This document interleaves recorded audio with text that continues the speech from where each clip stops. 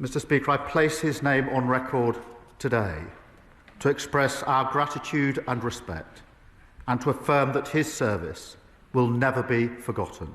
Yeah. Mr. Speaker, on Monday I hosted President Zelensky, President Macron and Chancellor Merz in Downing Street. We must redouble our efforts. The UK, Europe and our allies will stand shoulder to shoulder with Ukraine, stand up to Putin's aggression and work to deliver a just and lasting peace. Can the right honourable gentleman tell the House why are his own MPs describing him as a caretaker Prime Minister?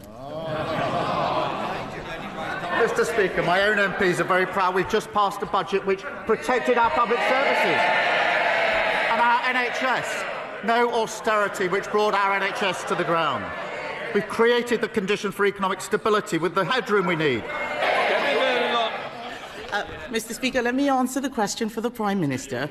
He's being called a caretaker because everyone can see that he's lost control of his party. And this lot, they're all so busy trying to replace him.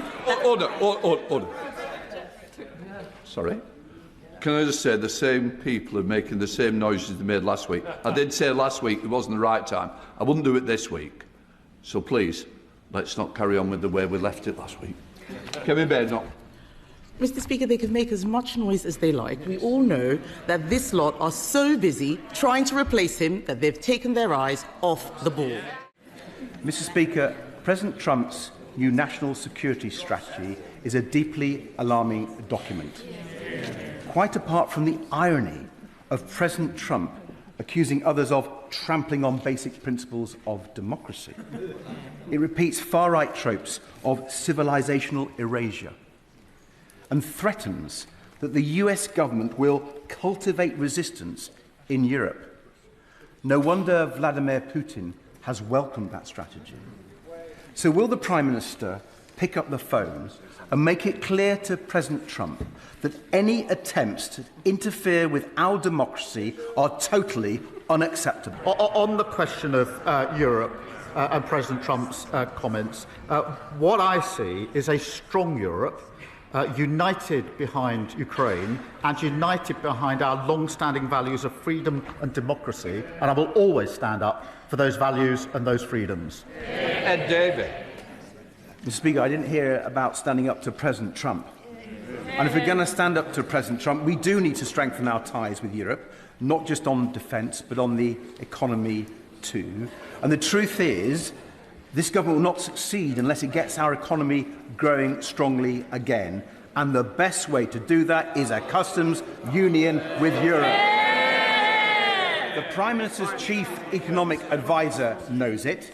The Deputy Prime Minister knows it. And yesterday, the Labour chair of the Treasury Select Committee showed she knows it too when she backed our bill. Does the Prime Minister fear that if he keeps opposing a customs union, in 12 months' time, he will not be standing there? Mr. Speaker, we have got a close relationship with the EU through our reset earlier this year. And yes, I do want a closer relationship than the one we've got at the moment. We are moving towards that. We do have manifesto commitments on issues such as single market, customs union and freedom of movement. But I would gently point this out, that having now done significant trade deals with other countries, including the US and India, which are hugely important to the JLR workforce and on pharma, it is not now sensible to unravel what is effectively the best deal with the US that any country has got.